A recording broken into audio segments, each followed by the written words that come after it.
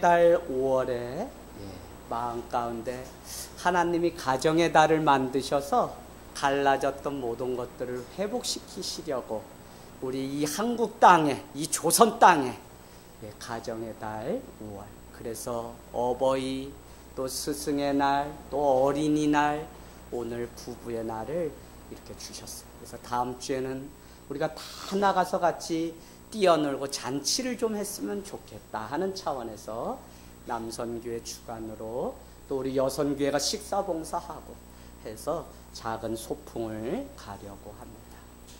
여러분, 목회가 어려운 것 같아요.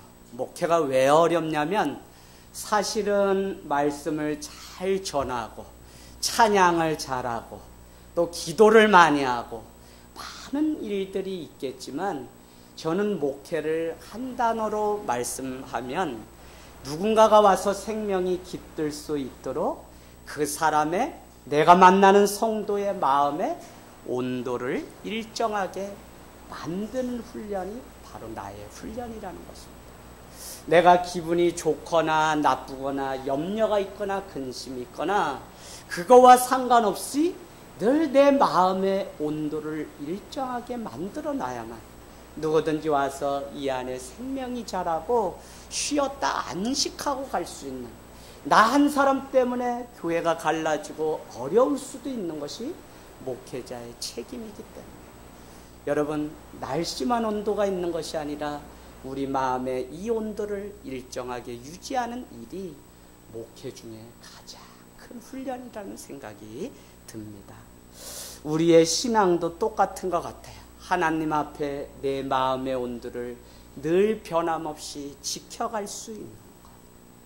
마음이 온도가 떨어질 때면 하나님이 어디서 준비하시고 예비하셨는지 하나님이 그 마음의 온도를 높이고 기쁨을 얻게 하는 일들을 보게 됩니다. 여러분, 금요일날 갑자기 우리 교회 안에 놀라운 일이 있었습니다. 지난주 작은 교회 모임을 통해서 목회자들과 읽었던 책이 알렌 크라이더가 쓴 회심의 변질이라는 책입니다.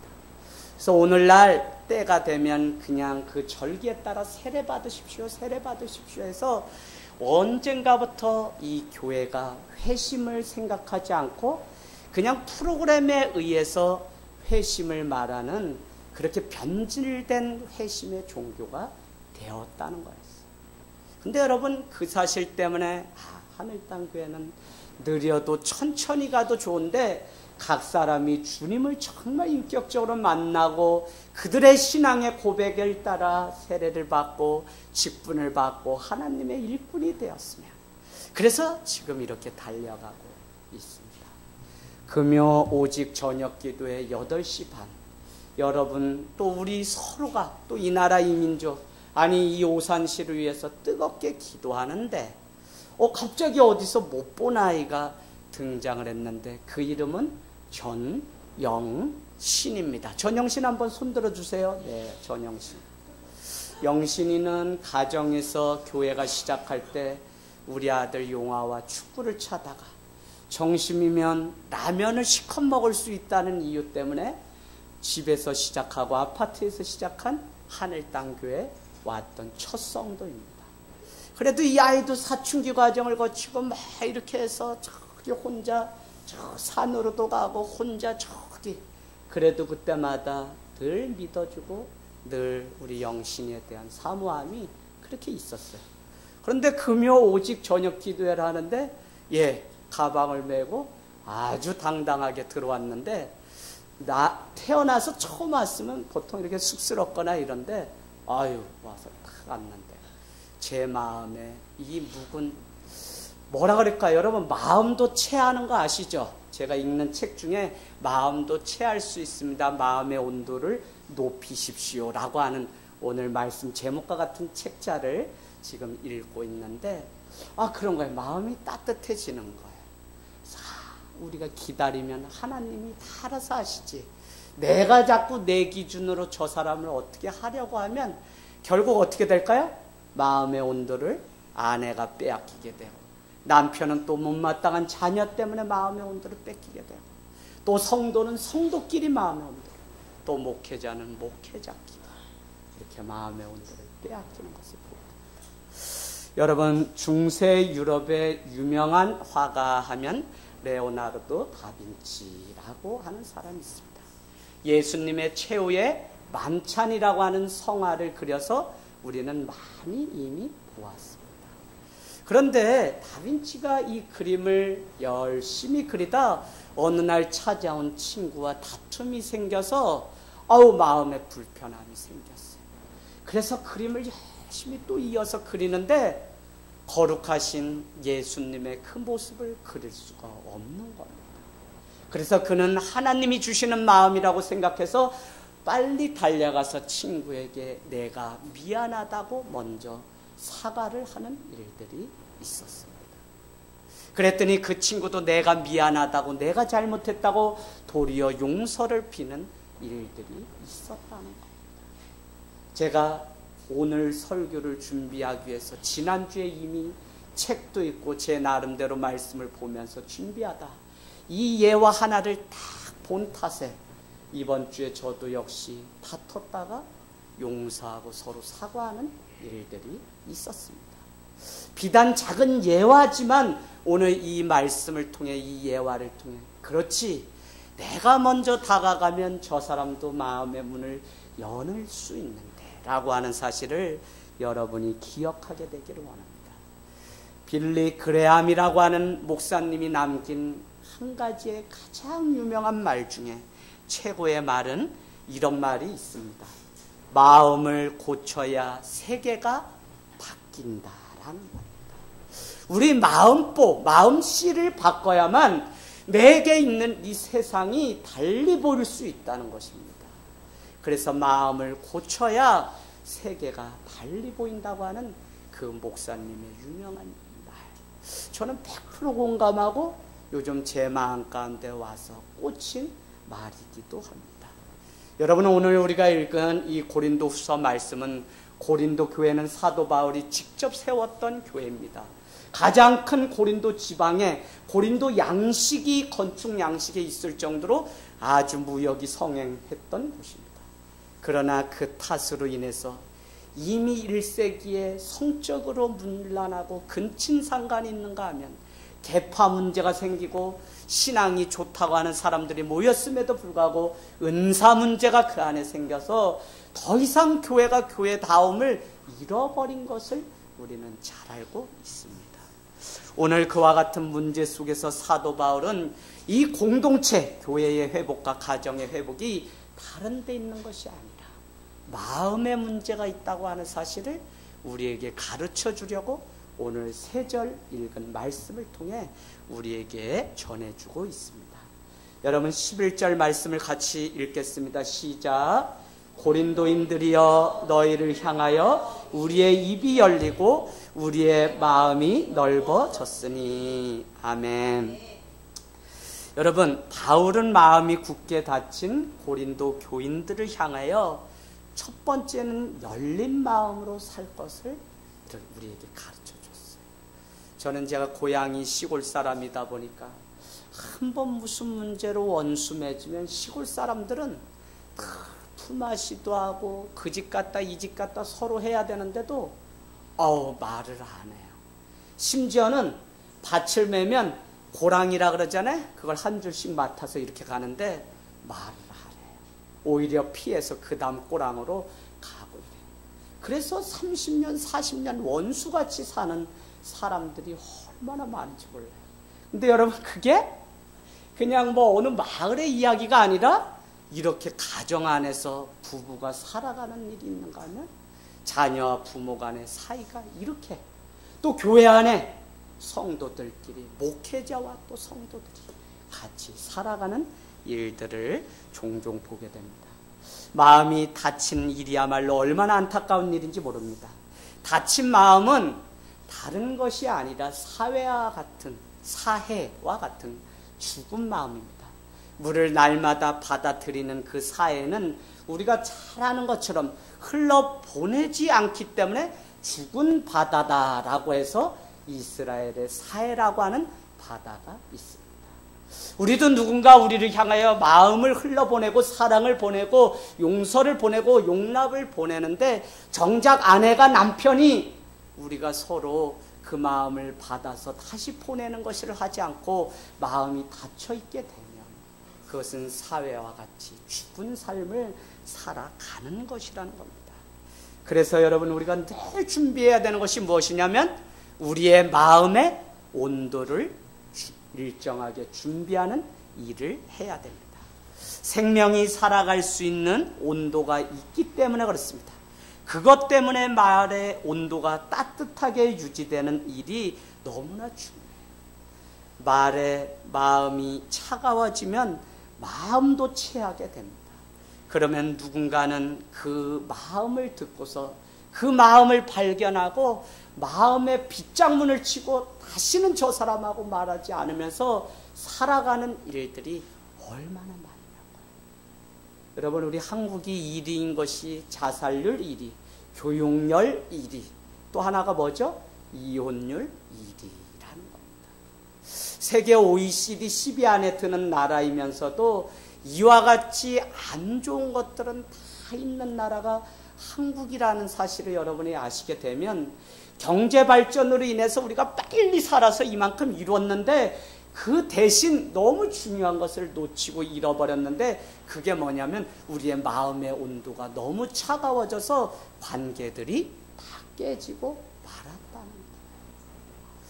여러분 우리의 마음이 어떠한가에 따라서 마음 문을 열어놓고 솔직히 하나님과 사람 앞에 우리가 설 때 그때 바로 치유의 능력이 임하는 줄로 믿습니다. 여러분 이게 무슨 이야기냐? 사복음서에 나오는 모든 병자를 고치는 사건은 예수님이 찾아갔든지 그가 찾아왔든지 그는 자기의 문제를 주님 앞에 다 솔직히 말을 했다고요. 그래서 그 문제를 듣고 예수님이 그를 고치시거나 그에게 은혜를 주신 치유의 능력이 임했다는 겁니다. 내 아픈 마음, 내 아픈 육신 꼭꼭 숨기고 혼자 내가 어떻게 하려고 하는 것은 더 큰 아픔만 내게 있는 거예요. 그래서 공동체 안에, 그래서 부부 안에, 그래서 가정 안에 서로의 마음을 나누고 같이 하는 일들이 얼마나 중요한지. 우리 부모님 세대는 가만히 보면 일평생 그 부모가 또 그 우리 아버지에게 권위적인 그 부부상을 보여줬기 때문에 어머니가 일평생 그냥 물이고 양말이고 다 떠다 바치면서 그렇게 살아가는 게 미덕인 것을 보게 돼요. 근데 여러분 이게 다 뭐죠? 일방적인 관계예요. 오늘 마음의 온도를 유지하려면 서로 마음을 열고 주고 받고 또 받고 주고 하는 그 마음이 가정 안에 있어야만 내 때 정말 예수 그리스도로 인해서 이 더러운 옛 습관을 끊어버려야만 나뿐만 아니라 우리 자녀에게까지도 새 사람을 힘입어 살아갈 수 있게 하는 능력이 있는데 우리는 자꾸 성품과 기질에 그냥 얽매여서 자기 성격대로 예수님 닮은 인격과 성품으로 변화되지 않은 채 그렇게 살아가니까 자신도 불편하고 남도 불편하게 하면서 그게 마치 자기 신념인 것처럼 그렇게 일평생 살아가는 일들이 우리 안에 얼마나 많아요. 이건 세상 사람들 안에서도 그렇고요. 교회 안에서도 그렇고요. 신앙 안에서도 가정 안에서도 절대로 바뀌지 않는 신념과 같은 이런 것들이 있는 것을 보게 됩니다. 저는 오늘 여러분께 말씀드리려고 하는 것이 좀 아프면 아프다, 슬프면 슬프다, 기쁘면 기쁘다. 좀 여러분의 마음을 내어놓고 받아줄 수 있는 가정이 좀 공동체, 교회가 됐으면 좋겠어요. 여러분 그렇게 되지 않으면 마음을 읽어주고 표현하는 일이 되지 않으면 어떤 은혜도 그 가정 안에 채워지고 임할 수가 없게 된다고요. 누가 좋은 성도냐 이렇고 저렇고 평가하고 판단하면 이미 마음에 교만이 찾아와서 아무것도 하지 못해요. 마음문을 닫고 산다고요. 저는 일평생 신앙생활 하면서도 자기식으로만 예수를 믿고 많은 사람들을 보면 얼마나 안타까운지. 저도 어떻게 도와줄 수가 없어요. 내 자리는 앉아있지만 그 안에 기쁨을 잃어버린 지가 오래되는 사람들이 너무 많다고요. 여러분 가정 안에 오늘 돌아가셔서 아내의 그 마음을 좀 읽어주고 남편의 마음을 좀 읽어줬어요. 40, 50, 아니 여자도요 여러분 50이 되면 벌써 갱년기가 오죠. 그런데 그 아내의 마음을 안 읽어주고 뭐 안 한다고 하고 당신 군뱅이가 됐니 돼지가 됐니 이렇게 얘기하면 그 아내가 좋아해요? 싫어하죠. 근데 여러분 이거는 남자들도 똑같아요. 남자들도 중년이 되면 모든 만사가 다 귀찮고 내 안에 우울증 같은 갱년기가 찾아와요. 우리 지동군 권찰님 그래요? 안 그래요? 예, 아버님 언제 뭐 솔직하게 말씀하세요. 그래도 고개로. 그래. 얘들아 언제까지 나는 너희를 받아만 줘야 되나. 이 애비도 힘들구나라고 마음을 표현하시라고요. 이게 안 되면 자꾸 우리는 부모님이 못해서 그렇다고 자녀들은 그렇게 생각해요. 왜요? 나도 사람이기 때문에 너희들에 대한 책임도 있지만 엄마도 너무 피곤하고 힘드네. 작년에 가정 세미나를 통해 1인 아이 메시지로 전하자 해서 우리 집사람과 제가 아이들 참다가 어느 날 한 번에 몰아서 야 이 무섭게 하면 뭐예요? 때려주게 되잖아요. 그리고 나면 1분도 안 돼서 후회가 막 몰려오잖아요. 그렇게 살지 말자 해서 피곤하면 피곤하다. 아빠도 힘들면 힘들다. 아빠 지금 누구 때문에 괴로우면 괴롭다. 라고 우리 다 이야기를 하기로 해서 자꾸 엄마 지금 일 갔다 와서 오늘 피곤한데 아들아 너가 설거지 좀 해주면 안 되니? 엄마 아유 안 하고 싶은데 아들아 좀 해줘라. 그러면 예 우리 아들들이 또 설거지 일주일에 몇 차례씩 이렇게 해주고.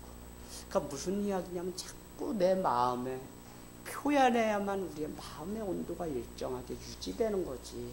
자꾸 내 안에 감추고 있으면 예 공동체를 오히려 갈라지게 하는 것들 중에 하나라는 겁니다. 살아있는 사람의 집은 아무리 작고 초라해도 뭐가 있어요? 살아있는 사람의 집은 출입문이 있습니다. 그 다음에 뭐가 있을까요? 햇빛과 바람이 있어요. 그 다음에 뭐가 있을까요? 살아있는 사람의 집은 창문이 열려 있습니다. 그런데 여러분 죽은 자들의 무덤에는 문이 없습니다. 웅대한 경주라고 하는 곳에 가서 신라 왕릉들 다 봐보세요. 이집트에 가서 피라밋을 보세요. 그렇게 높이 쌓인 그곳에 문이 굳게 닫혀서 밖의 세계와 교통할 수 없게 되어 있는 것을 우리는 보게 됩니다.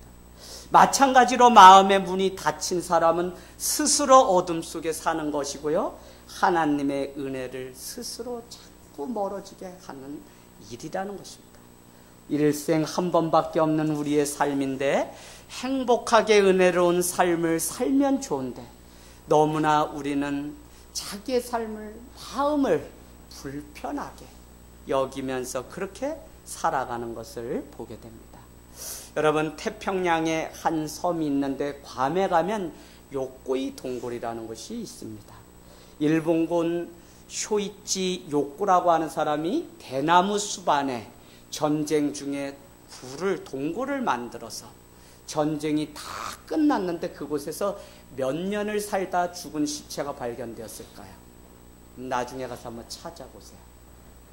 전쟁이 끝났는데 그곳 안에서 뱀장어로 연명하면서 투항하거나 자기 나라로 돌아가려고 생각하지 않고 27년 동안 그곳에서 세상과 단절된 채 살았다는 것입니다.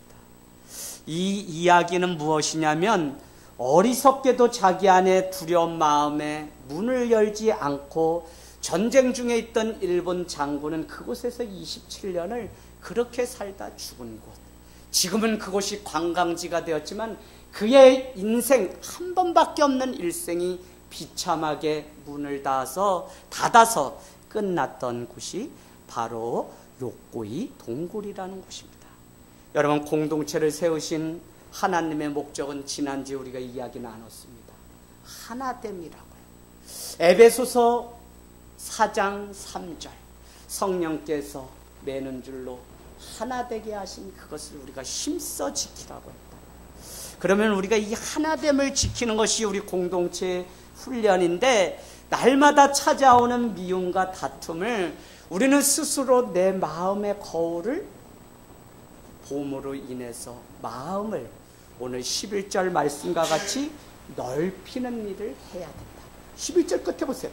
우리의 마음은 넓어졌으니 고린도인들이여 너희도 너희의 마음을 제발 부탁하건대 넓혔으면 좋겠다라고 하는 사도 바울의 부탁이 오늘 있다는 것입니다. 여러분, 예전에는 그냥 인사하는 일이 복잡했어요. 오늘날은 길에서 어른을 만나면 그냥 목례하고 안녕하세요 하고 가면 되지만, 예전에는 여러분 전쟁이 많던 당시에는 무엇을 했어요? 길에서 인사하는데 1분 정도가 소요됐습니다. 왜일까요? 그들은 엎드려서 서로 절을 하고 서로 악수를 했어요. 그래서 사회학자들은 내 손에 아무 무기도 없습니다 라고 하는 의미에서 시작된 것이 악수다라고 그렇게 말을 했다는 겁니다. 내게 아무것도 없으니 우리 쪽 대표인 나와 당신 추장 마을에 있는 그 추장과 악수를 통해서 우리가 평화를 협정했으면 좋겠습니다 하고 악수하는 일들, 맞절을 하는 일들이 있었다는 것입니다. 여러분, 상대방의 마음이 닫혀져 있다고 혹시 원망하면서 살아가고 있지 않습니까? 대화가 안 되기 때문에 남편을 나는 도저히 같이 살 수 없다고, 때론 상대의 마음이 닫혀져 있고 대화가 불가능한 경우가 있어도 여러분은 비난하거나 원망하기에 앞서서 자신의 마음을 먼저 여는 일들을 하기를 주님의 이름으로 부탁을 드립니다. 자신의 마음이 먼저 열려질 때 상대를 용납하고요, 받아들이는 성숙함이 우리에게 있습니다. 자꾸 기독교의 종교를 여러분 오해하지 마십시오. 기독교의 종교는 누구에게 선행을 베풀라고 만든 종교는 아니에요. 그럼 뭐냐? 구원자 하나님과의 관계인데 그 관계가 어디서부터 회복돼야 된다고 말하냐면 나부터. 내가 정말 사랑하면서 살아갈 때 다른 사람을 사랑할 수 있고, 내가 다른 사람을 용서하려면 내가 내 자신을 먼저 용서해야 해. 내가 다른 사람을 용납하려면 내가 내 죄에 대해서 너무 민감하게 나 같은 게 왜 살아 이게 아니라 나 자신의 허물을 용납할 수 있어야만 다른 사람을 용납할 수 있다. 여러분, 기독교는 죄송하게도 모든 문제의 원인이 바로 당신에게 있다고 말하는 것이지, 다른 사람이 문제이기 때문에 그 문제를 바꾸고 저 사람을 어떻게 하라고 싸우라고 말하지 않아요. 그래서 기독교가 그냥 교회 다니는 것으로 끝나는 것이 아니라 날마다 나를 쳐서 복종하고 저 사람이 나를 원수로 삼고 나를 공격할지라도 내가 나에게 문제가 있겠지 하고 나 자신을 쳐서 복종하는, 그래서 성숙해져가는 공동체가 바로 교회라고 하는 사실입니다. 여러분, 나사로의 죽음 앞에서 무덤 입구에 막은 큰 돌이 먼저 제거되었을 때 무덤이 열리고 죽은 나사로가 다시 살아나는 놀라운 일들이 요한복음에 기록되어 있습니다. 마음을 막고 있는 여러 가지 돌들이 다 굴려져서 제거될 때 썩어서 냄새날 그 시체가 다시 부활해서 다시 생명을 얻는 일들로 바뀌는 역사가 있어요. 저는 오늘 부부의 날에 부디 여러분께 부탁드리기는 마음의 온도를 잘 유지해서 여러분 안에 생명이 깃들 수 있도록 준비하는 삶을 살게 되기를 원합니다. 여러분, 수요일의 예배 말에 대해서 얼마나 은혜를 많이 받았는지 전하는 저도 큰 은혜를 받았다니까요. 생각하고 말하자. 목요일날 아침에 다음 주 목요일에 있는 노예 목사님들 전체 체육대회 때문에 족구하러 오라 그래가지고 제가 어렵게 갔어요. 요즘 운동 가는 걸 아주 아내가 다치고 이러니까 어깨 수술하고 그러니까 못 가게 해서 새벽에 몰래 일어나서 갔어요. 그래서 운동을 잘하고 잠깐 쉬는데 목사님이 무슨 말 끝에 한참 후배인데 제가 참 사랑해요. 성격이 늘 이렇게 갈라놓고 누구 한 사람을 잡으면 그 사람을 공격하기를 좋아해요. 나쁘다고 말하는 게 아니라 그의 성향이 그래요.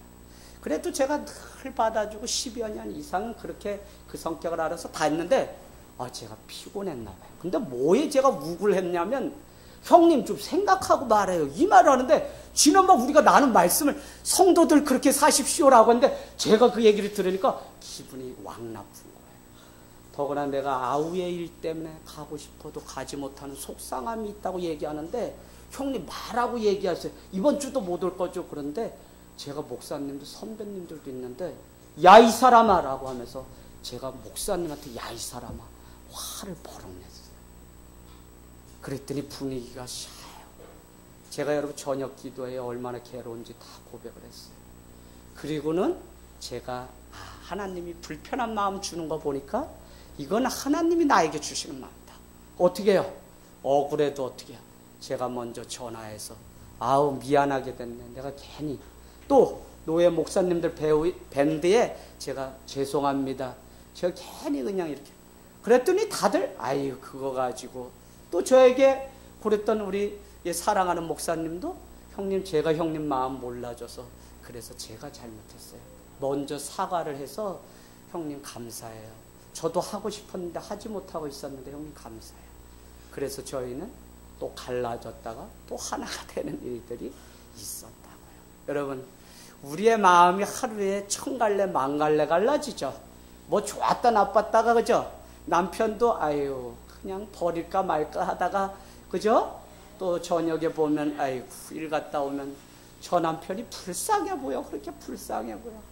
아유 아버지 다시는 내가 대화하기 싫고 엄마 내 마음도 이해 못해주고 다시는 내가 말하기 싫다가도 머리도 하나 둘 다 빠졌지. 주변 말이 뒤까지도 다 없지. 그러면 괜히 아버지가 그렇게 힘이 세던 분이 그렇게 불쌍해 보인다니까요. 그러니까 어떻게 돼요? 가정 안에 이 관계는 끊을래야 끊을 수가 없어요. 그래서 교회를 또 가족이라고 말하는 이유가 하나의 가정이라고 해요.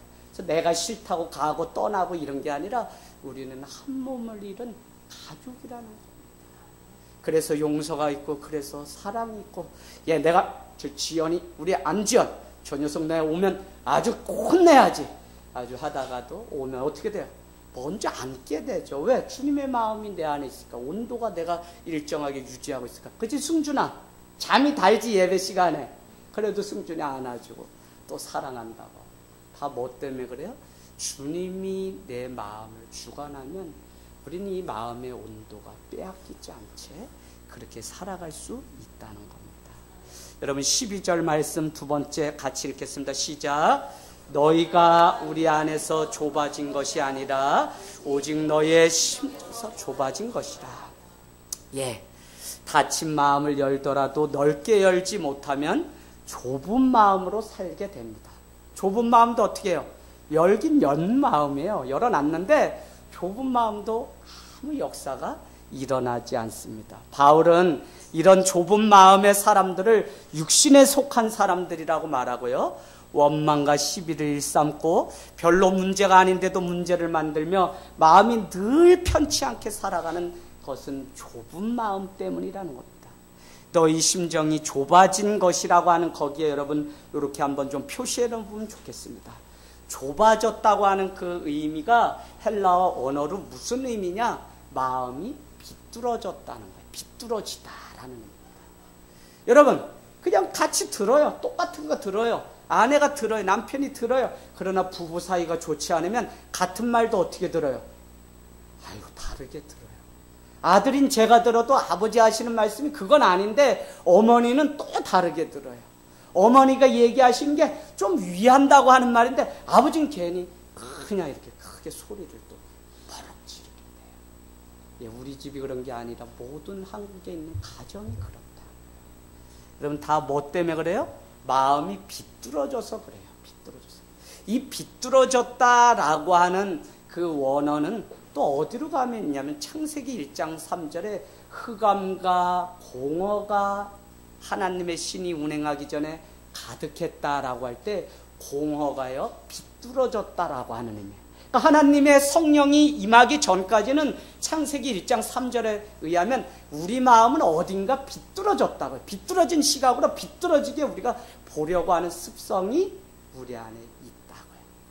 그런데 그것이 결국은 나와 또 함께하는 사람들을 불편하게 만드는 거라는 겁니다. 그래서 여러분 자기 생각을 내세우고 이기적인 모습을 가지게 되는 것은 비뚤어진 마음 때문에 그래요.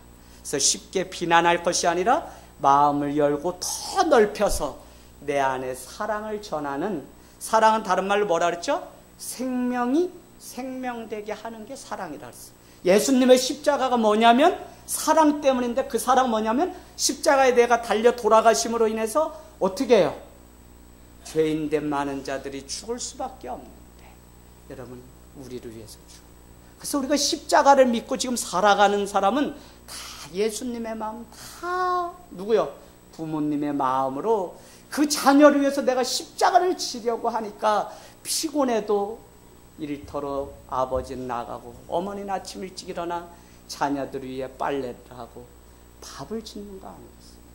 그게 십자가라고. 십자가. 여러분, 어느 날 부흥강사 한 분이 광주로 가는 그 차를 타고 내려가는데 버스 안에 놀라운 일이 생겼어요.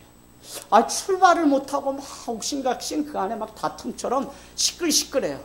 그래서 무슨 이야기인가 했더니 나병 환자인 청년 옆에 한 사람이 앉기가 싫다고 자리를 바꿔달라고 막 다툼이 옥신각신 막 일어난 거예요.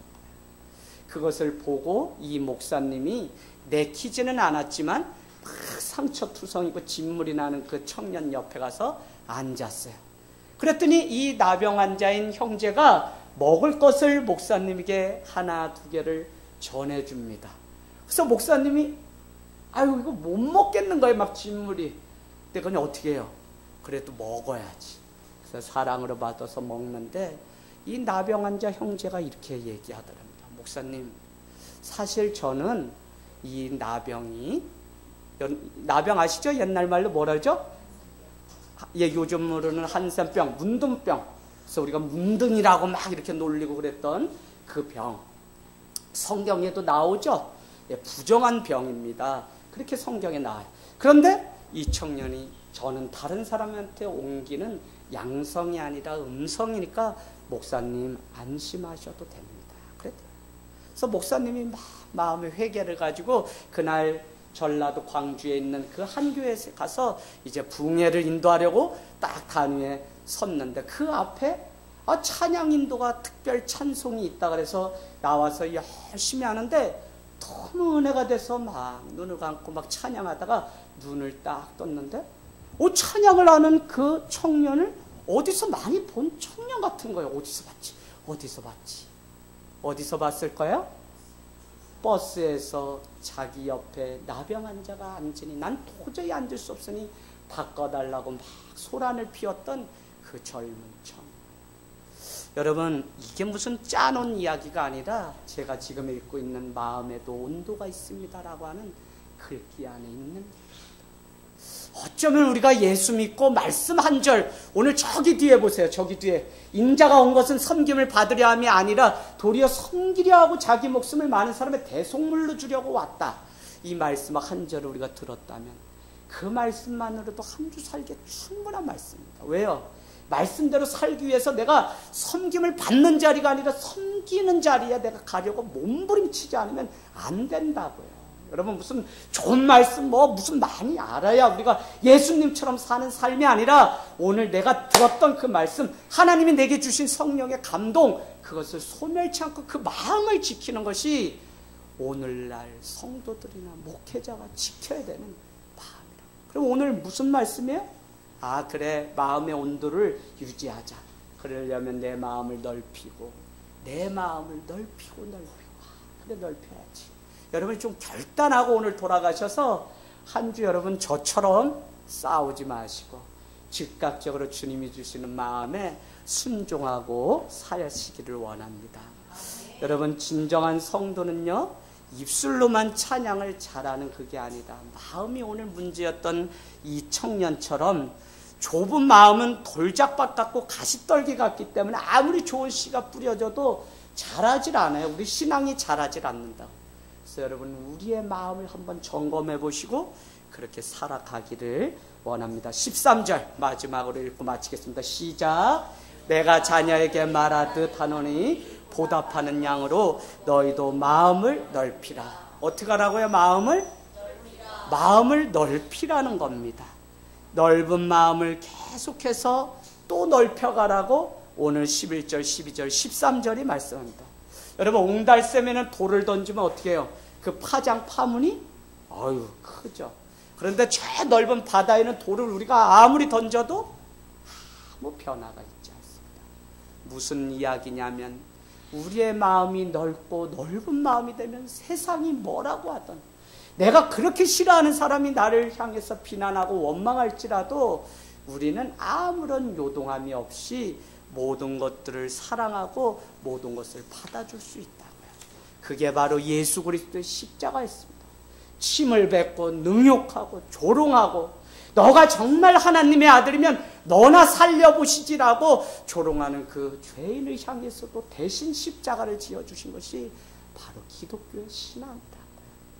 여러분 꼭 여러분의 마음을 보는 순례자의 삶, 구도자의 삶을 제발 사십시오. 무슨 이야기냐면 바삐 살다 보니까 내가 내 마음도 어디에 있는지도 모르고 우리가 자꾸 산다고요.